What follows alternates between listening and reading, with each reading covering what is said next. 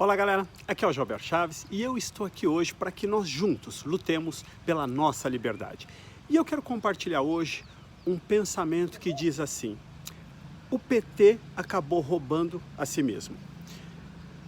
Eu tenho nesses dias, entrado mais numa seara que eu não gosto de entrar nos últimos anos, nunca entrei, que é na seara política. Mas eu não quero falar de política, eu quero sempre relacionar isso com a nossa vida, eu quero sempre relacionar isso com o nosso crescimento, com aquilo que nós vamos fazer.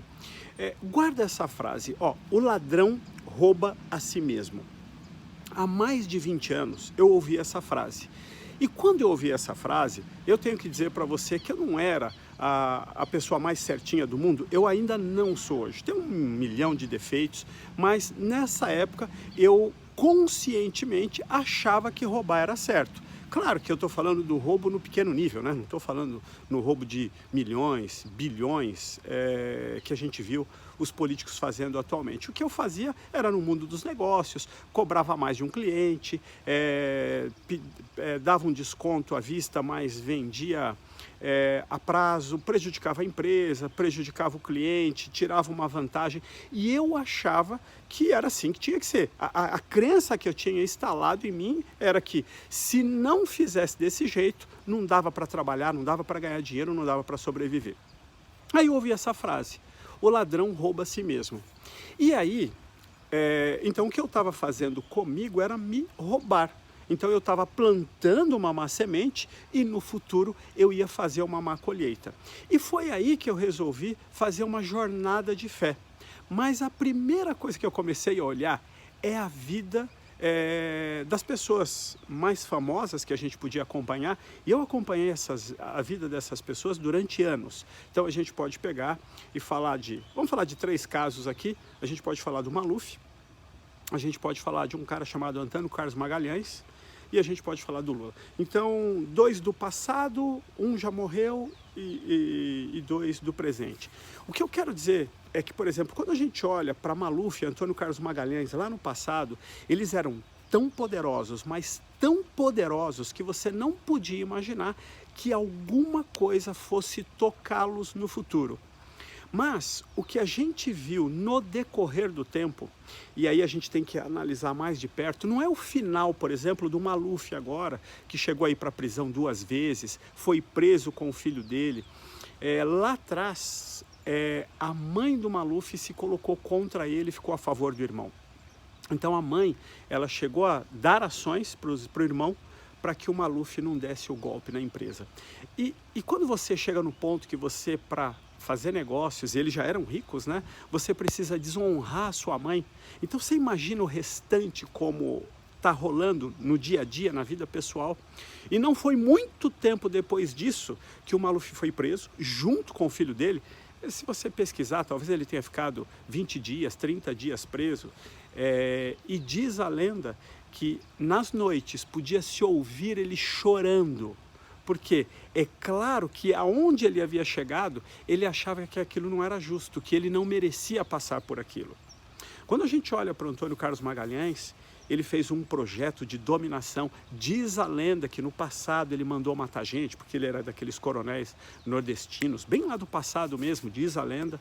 E aí, eu não sou um especialista nele, mas se você for pesquisar, aparentemente ele teve uma filha que se suicidou no meio da jornada. E isso já deveria ser uma coisa de uma dor insuportável. Mas quando você planta uma má semente, você vai fazer uma má colheita. E ele tinha um plano de fazer o próximo presidente do Brasil. O filho dele chamava Eduardo Magalhães, eu estava me esquecendo o nome dele, chamava Eduardo Magalhães, e ele estava tudo pronto para ele ser o próximo presidente do Brasil, tudo pronto, não era para ser o Lula, era para ser ele. Um jovem de boa saúde, uma coisa impressionante.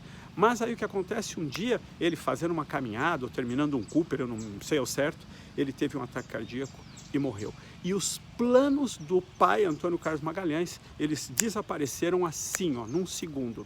Então, mais uma vez, eu vou olhando e eu vejo que o crime não compensa, porque o ladrão rouba a si mesmo. E o Lula, ele nessa época de Maluf e Antônio Carlos Magalhães, ele não era nada, ele era um líder sindical que estava crescendo. Aí ele cresce, se transforma na maior autoridade do país, vai liderar o país, mas também planta uma má semente. E a gente vai ver, está vendo aonde ele está nesse momento. O que eu quero dizer para cada um de nós com isso, né? Então, quando eu olho para a minha jornada, eu também tinha plantado uma má semente e era claro que eu ia fazer uma má colheita, mas eu tomei a decisão, e isso é importante, de replantar a minha semente. Eu anulo e paro com a plantação daquela semente ruim e planto uma semente boa. E quando você toma a decisão de plantar uma boa semente, é obrigatório, é uma lei do universo, é uma lei inexorável.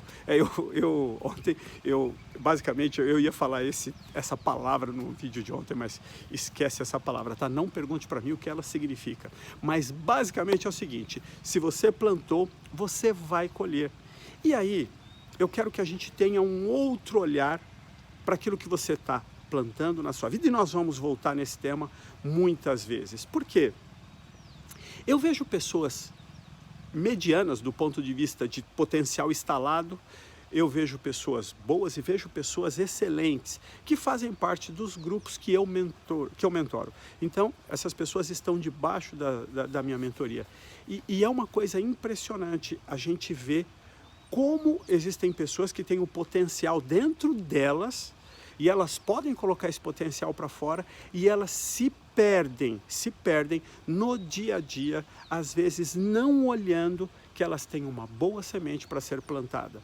Aí se perdem dentro delas mesmas, se perdem plantando uma má semente, se perdem no processo de ir atrás da sua boa colheita.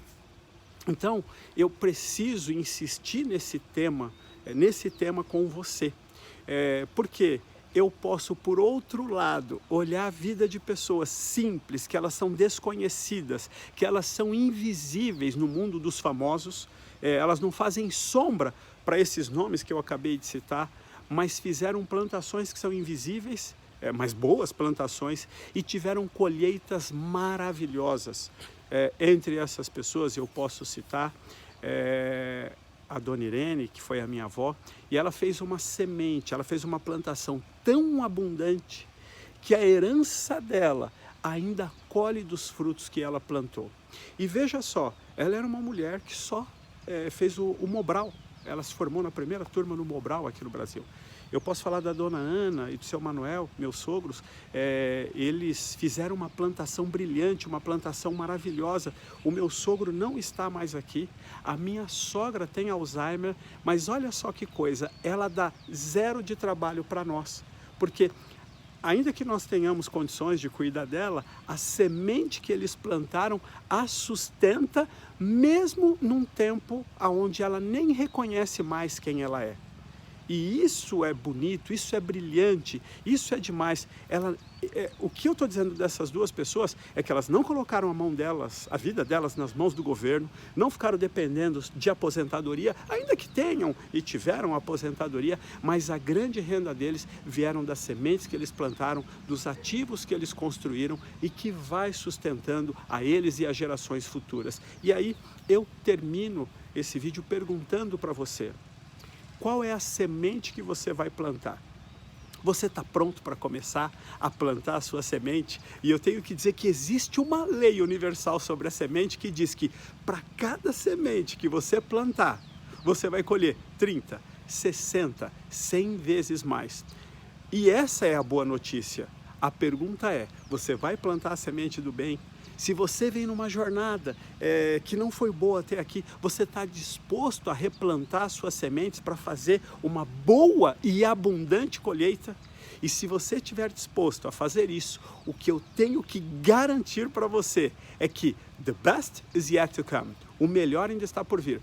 See you soon. Nos vemos em breve. And God bless you. Deus abençoe você.